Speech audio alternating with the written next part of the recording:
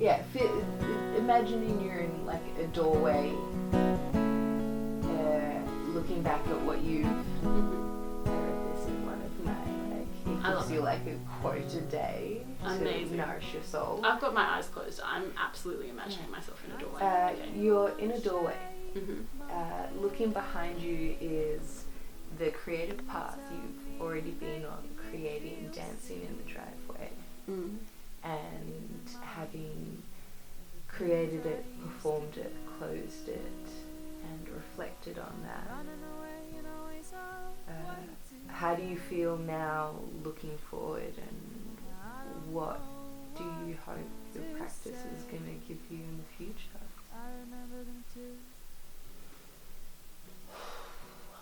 My story is just one story, and I'd love for people to be able to help other people tell their stories as well, and if not tell their stories, then be able to share, like open people's eyes to different things that I know exist in the world that because there's a whole mental health is such a huge thing to start unpacking.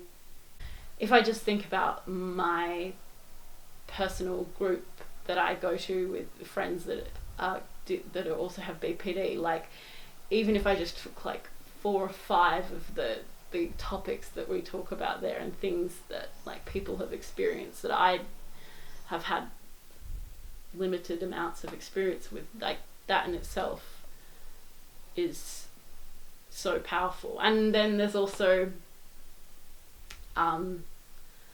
I have a friend from primary school committed suicide, and when I was 16, and I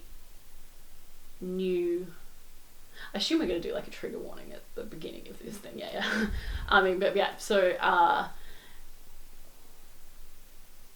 and her life was incredibly intense and tragic, and you know, as a 16-year-old processing the fact that she wasn't here to tell her story anymore,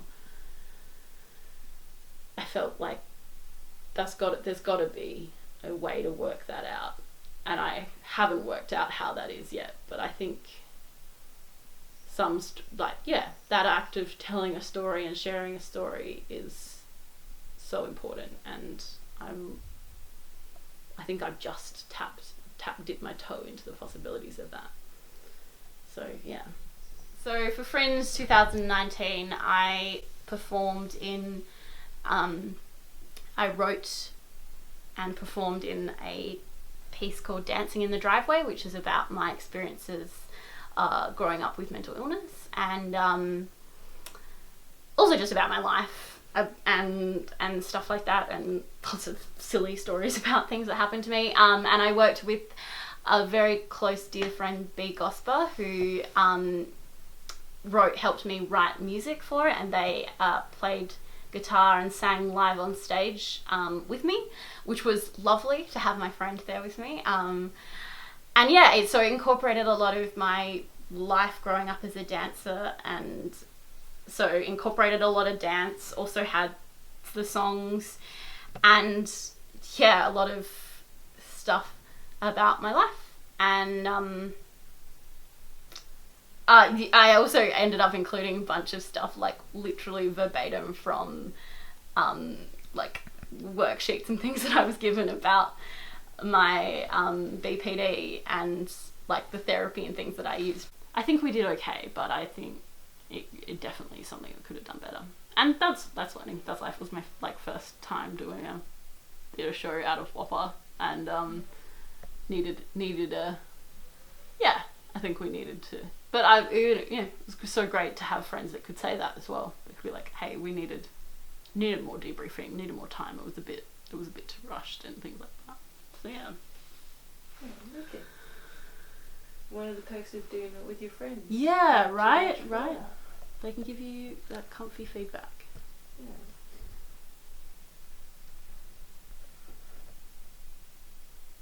And again, it's a kind of thing where you're like, when I've only got and like 2 hours to rehearse, and we're going to spend 15 minutes just going? chatting about how, like, and sometimes it would go on for like 45 minutes. Yeah. We're going to spend 45 minutes chatting about how we are. That sounds crazy. Like, no, come on, we need to do work. But it's like, actually, that is so important and needs to be addressed, because, and like sometimes, particularly when you're making work about your life, that in those moments can actually, really great stuff can, like, something you can have an idea in those moments that you wouldn't have had you not had a chance to sit and talk about it. What role can art play in the conversation about mental health? Absolutely times in your life where you just can't deal with anyone else's stuff and you absolutely need to focus on yourself. But I think, yeah, as a tool in recovery, I think empathy and hearing stories and being able to understand other people's situations is incredibly powerful. How did you find healing through the process of making and then performing the work? I did. I didn't know if I would, and I went through some periods while it was happening where I wasn't sure I was going to. But I'm gonna get it out. I wrote, where is it? One of the things that I did was after, this is my book about my theatre show. Not broken, that's the thing. I wrote down every nice thing anyone said about my show, and all of, so like Facebook comments and things that people said to me. I tried to remember them. The reviews, like there was some really beautiful things that people said about them, and I wrote them all down on a page, and as a kind of thing to counteract what I tell myself, I can look at these and go, well, maybe I am brave and triumphant and moving and unforgettable. Like, what the fuck, those are insane words for someone to say about me, but like, maybe I am those things, and that's kind of cool. So yeah. And like I talked about, talked about very personal, my diagnosis and some intense things that happened in my life with complete strangers. And that in itself was quite a powerful act, in terms of how I hold my story, because it is a story. At the end of the day, what I presented was a story, and it's not me, even though it's based on me. It's not. I presented them a piece, but it meant something, I think, and yeah, it was cool. And at the end of the show, we all emerge feeling slightly better equipped to deal with our not so good days.